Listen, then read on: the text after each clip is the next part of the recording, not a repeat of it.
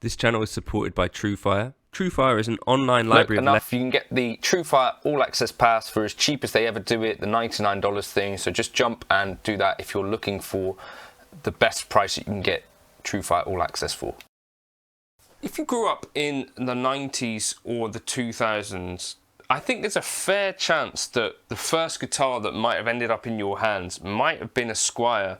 And I think actually, so in the past I've kind of thought like PRS might be one of the most important guitar companies. I kind of think actually maybe Squier, because this is like the guitar that's going to make the first impression potentially on so many sort of children and beginners and all that sort of stuff, that you think, well, if Squier, you know, didn't exist, of course there'd be other things that would do that role, like a Yamaha Pacifica, you know, in certain parts of the world is probably doing just as much heavy lifting as the Squier. But for me, there's no brand that is more tied in with, you know, your first electric guitar than Squier, and I think that is kind of important.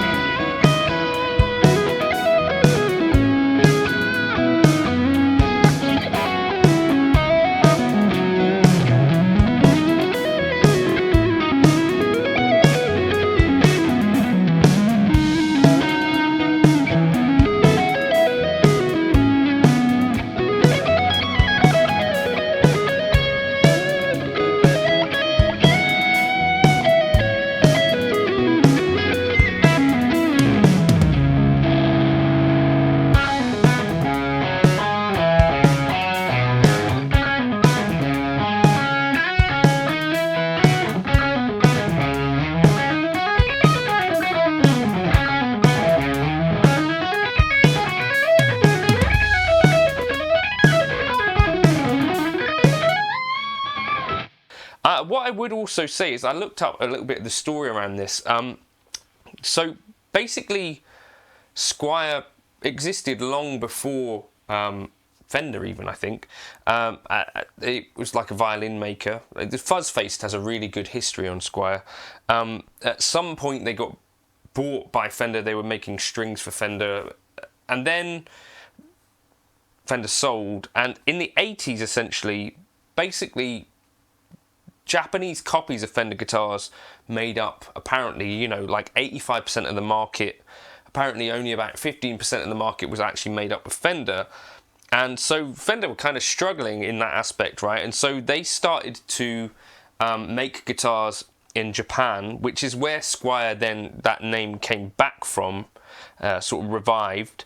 And over time, I think it was mid-90s that they started to move production away from Korea. So it went Japan, then to Korea, and then Cort opened up some factories in Indonesia, and also they started working with, I think it's Axel in China. So I think at this point the majority of Squiers are made in either Indonesia or China.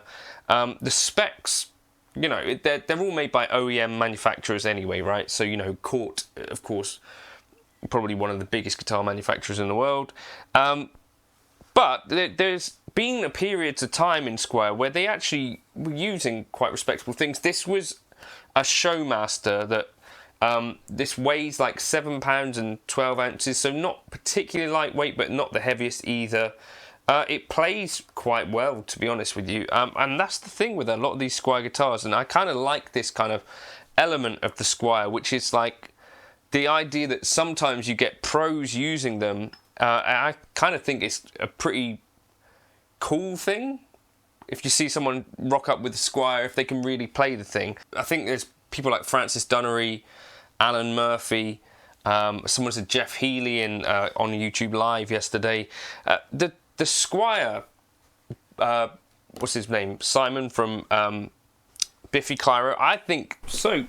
This guitar, I think my dad got off Facebook Marketplace. I think he got 2 of these.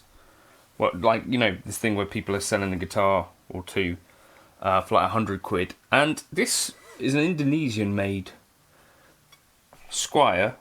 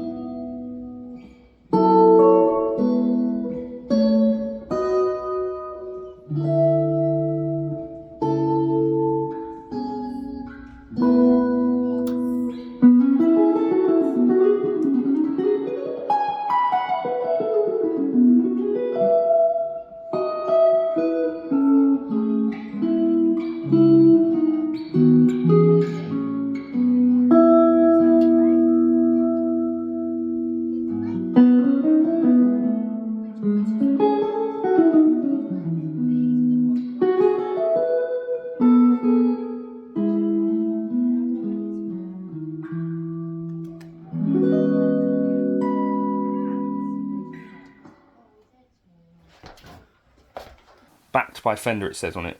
I think, because of the reverse headstock, I'm assuming this is a Showmaster of some type. The main issues with it are, well, that I want to try and fix today. So the guy that had it sort of set up to be played left-handed. So I think that's had a couple of effects on the guitar, and I think one thing is that the E would have been on this part of the guitar, and obviously that means that the neck tension that it's had over its life has been kind of different. So it's kind of been weighing that side, and now it's weighing this side again. So I'm not sure if there's a bit of a warp on it, but the other thing is that these saddles, my dad was like, well, I've never really set up an electric guitar properly, so I'm going to lower these down. But I did play it for a bit, and I was just playing this through like an acoustic amp, but it's actually quite a cool kind of thing. I'm going to lower this down here at the saddle, so I'm going to probably have to re-intonate it, I'm guessing. He had these set really high, he said, because basically it was buzzy, and I'm going to presume actually that adjusting the truss rod would have been the better move to do, because I've adjusted the truss rod on it because there was really high action, which is what you'd expect if you adjust the action at the saddles. And then I kind of over adjusted the truss rod and it started buzzing at the nut. Kind of a slightly delicate balance with this stuff, but normally if your action is high, I think this would be fair to say that it's probably because there's too much relief in the neck rather than anything else. And if your action is too, or neck is too buzzy, it's probably because there's too little relief in the neck. Those are the things that tend to change. I think you rarely, unless you're changing strings, have to adjust height at the saddle. I don't know, let me know in the comments if any of that is total bullshit. But I think that's my experience. Generally, I don't have to touch the saddles too much, unless you were going up in like a string gauge or something like that. You probably find that these are fine most of the time from the factory. The only thing that you might change, I've found, is the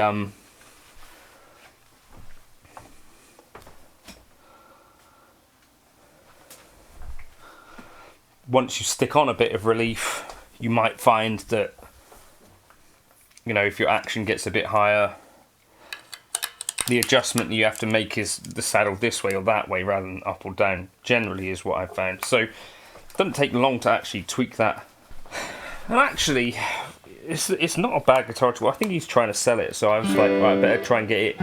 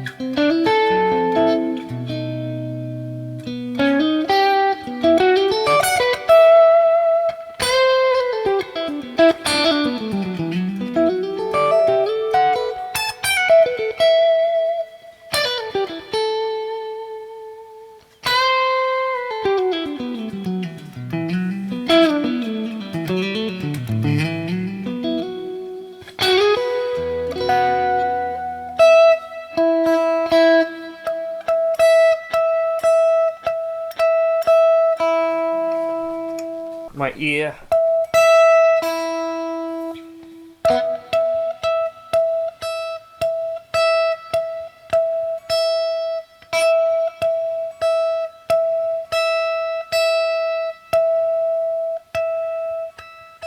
I think that's returning a little bit flat, so I need to go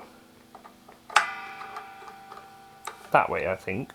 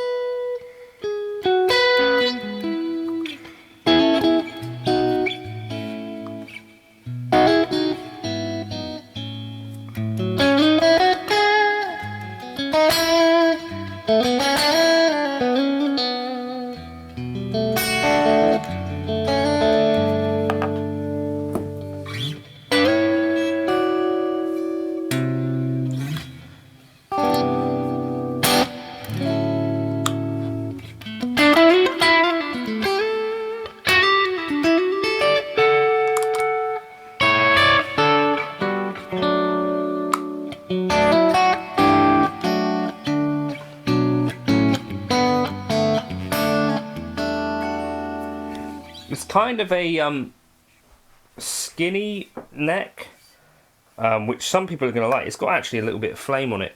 Let me just show you this. I think inoffensive neck shape, you know, straightforward little slim C type situation. I don't know. I don't know if he's got the trem on for it. The trem is also locked down, but I feel like that's a pretty respectable guitar, to be honest. I don't know how much they would have been at the time. I don't even know how old this is. I'll look some of that up. But I'm going to record an intro now because I was quite impressed with it, really, and just with it, like 3 minutes of TLC is like a pretty well playing guitar, considering. It's a really important guitar brand, and I also think, yeah, if you're looking for a really decent modding platform, because it's all Fender stuff, easy to find parts for them, except for in this case where it's like a bit of a weird non-locking trem that they chose, which is apparently a little bit hard to replace. So they make kind of ideal modding platforms, and also you have this thing where it's like, actually you pick these up on Facebook Marketplace for, you know, zero money pretty much all the time, because so many people have bought them for their kids as these starter packs and stuff like that, and obviously like 1 in 10 kids or whatever that actually gets a starter guitar is going to end up actually playing them, and in any case you're probably going to upgrade from a Squier at some point, and it does mean that sometimes you can get these things for really ridiculously low prices, and because of the woods they were using back then, you know, these days that more likely be Indian laurel or something like that, you know, non-rosewood, you kind of get quite a decent guitar for the money, and potentially, I don't know, I feel like that's true at least. Even today, you know, the classic vibes that are being made I think are quite cool too. Let me know your favourite Squier models. Obviously the Holy Grail, and this is not going to be the case for most Squiers, that they're not actually going to increase in value. There's 2 Holy Grails actually that I can think of. There's the 1982 JVs and 1983, but there's also the Loathe Squier baritone models, right? That kind of were a little bit rare and kind of banged up in value because Loathe were using them, and it became a thing, you know, buying baritone Squiers for crazy money. Anyway,